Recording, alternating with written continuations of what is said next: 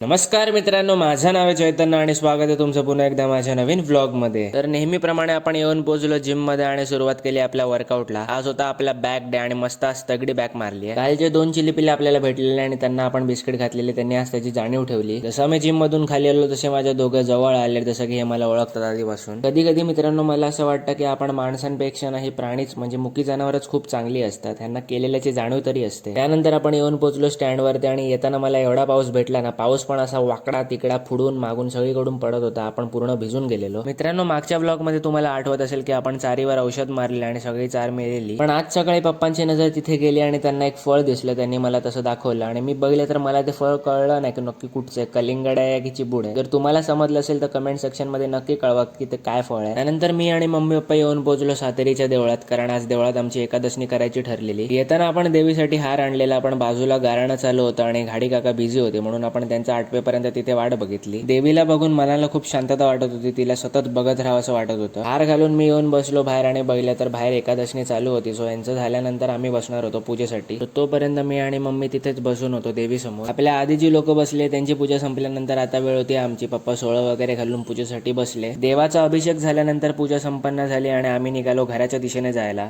So that's it for today. जर video आवडला असेल तर व्हिडिओला नक्की लाईक करा, शेअर करा आणि सबस्क्राईब करायला विसरू नका। थँक्यू।